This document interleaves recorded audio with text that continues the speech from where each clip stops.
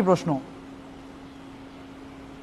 আমাদের সমাজের কেউ কেউ বলে থাকেন যে সলাতে পায়ে পায়ে মিলে দাঁড়ালে সলাতের কনসেন্ট্রেশন নষ্ট হয়, এই কথাটা কি ঠিক?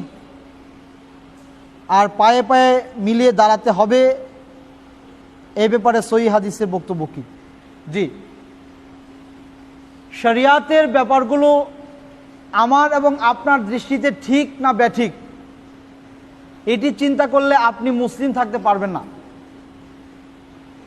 আপনার দৃষ্টিতে যদি ঠিক না হয় তাহলে আপনি মানবেন না, আর আপনার দৃষ্টিতে ঠিক হলে মানবেন, ঠিক না হলে মানবেন না, এই চিন্তা যদি পোষণ করেন তাহলে আপনি মুসলিম থাকতে পারবেন না। কারণ কেন পারবেন না? ইসলামের অনেক ব্যাপার আপনার দৃষ্টিতে, আপনার চিন্তায় নাই মিলতে পারে। কেন মিলবে না? কারণ খুলিকাল ইনসানু দাঈফা, মানুষকে আল্লাহ দুর্বল করে সৃষ্টি করেছে। আপনার এই আকলটা, দেমাগটা, এটার লিমিটেশন আছে, এটার মধ্যে লিমিটেড জায়গা আছে। এমন আপনি এক আনলিমিটেড ব্যাপার জিনিস নিয়ে চিন্তা গবেষণা শুরু করলেন, তো 4 জিবি মেমরি কার্ডে কি আপনার 6 জিবি ডাটা লোড নিবে না। তাহলে আপনার লিমিটেড ব্রেন দিয়ে চিন্তা করে একটা সমাধান নাই আপনি পেতে পারেন, তাই বলে কি আপনি মানবেন না? এরকম চিন্তা যদি করেন তাহলে মুসলিম থাকা কষ্টকর হয়ে যাবে। পায়ের সাথে পা সলাতে মিলে দাঁড়ালে কনসেন্ট্রেশন নষ্ট হয়, এটি আপনার কথা। আর রাসূলের কথা হচ্ছে পায়ের সাথে পা মিলে না দাঁড়ালে আপনাদের সলাতের কনসেন্ট্রেশন নষ্ট হবে, আপনাদের সলাত নষ্ট হবে, আপনাদের সলাতে শয়তান ওয়াসওয়াসা দিবে। রাসূল করিম সাল্লাল্লাহু আলাইহি সাল্লামের বক্তব্য গ্রহণ করব নাকি আপনার মতো হুজুরের বক্তব্য আমি গ্রহণ করব? কার বক্তব্য গ্রহণ করব? রাসূলের বক্তব্য গ্রহণ করব। রাসূল বলেছেন, ওয়ালা তাযারু ফুরুজাতিল লিশ-শাইতান, তোমরা শয়তানের জন্য মাঝখানে ফাঁক রেখে দিও না। আমি দেখেছি শয়তান বকরির বাচ্চার মতো আটসাট হয়ে ভেতরে ঢুকে তোমাদের সলাতের মধ্যে তোমাদের মনোযোগ নষ্ট করে দেয়, কনসেন্ট্রেশন নষ্ট করে দেয়। আল্লাহ রাসূল বলেছেন, সুদ্দুল খলাল, ফাঁকগুলোকে বন্ধ করো।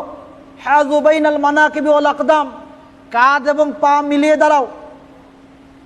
আল্লাহ রাসূল বলেছেন, লা তাখতালিফু ফাতাখতালিফা কুলুবুকুম, তোমরা একজন আরেকজন থেকে বিচ্ছিন্ন হয়ে দাঁড়াবে না, মিশে মিশে দাঁড়াও।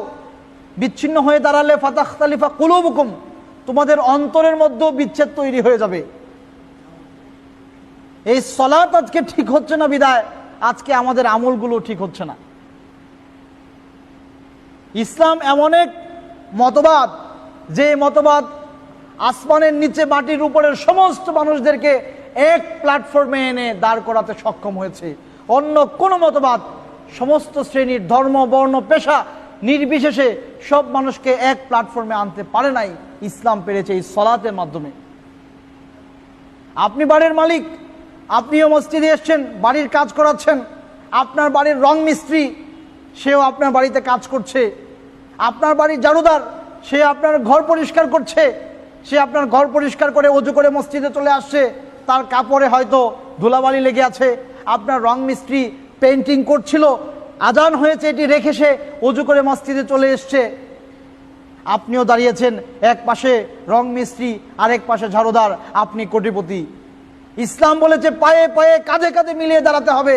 কারণ আনতুম ইবাদাল্লাহ, তোমরা হচ্ছে আল্লাহ সুবহানাহু ওয়া তাআলার গোলাম।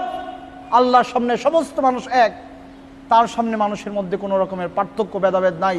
ইন্না আকরামাকুম ইনদাল্লাহি আতকাকুম, আল্লাহ সুবহানাহু ওয়া তাআলা শুধুমাত্র আমার এবং আপনার তাকওয়া দেখবেন। আমার চেয়ে আমার ঝাড়ুদারের, আমার চেয়ে আমার রং মিস্ত্রির তাকওয়া আল্লাহর কাছে বেশি হতে পারে, তাহলে সে আমার চেয়ে আল্লাহর কাছে অনেক বেশি প্রিয় পাত্র। এই জন্যে সলাতে কাঁধে কাঁধে, পায়ে পায়ে দাঁড়াতেই হবে। এটি উল্লেখযোগ্য একটি সুন্নাহ। আজকে এই সুন্নাহর কথা আমরা আলোচনা করি না। কেউ কেউ এটিকে ওয়াজিব পর্যন্ত বলেছেন, আমরা ওয়াজিব বলছি না, আমরা এটিকে সুন্নাহ পর্যন্ত সীমাবদ্ধ করছি। অবশ্যই কাঁধে কাঁধে, পায়ে পায়ে মিলে দাঁড়াতে হবে, রাসূল বলেছেন। এতে করে আমাদের মধ্যে বন্ধুত্ব, ভ্রাতৃত্ব, আন্তরিকতা বাড়বে। আল্লাহ সুবহানাহু ওয়া তাআলা আমাদের সবাইকে ইসলামটাকে ইসলামের মেজাজে চিন্তা করার তৌফিক দান করুন। ইসলামকে আমাদের মেজাজে যেন আমরা চিন্তা না করি। আমিন। তারপরে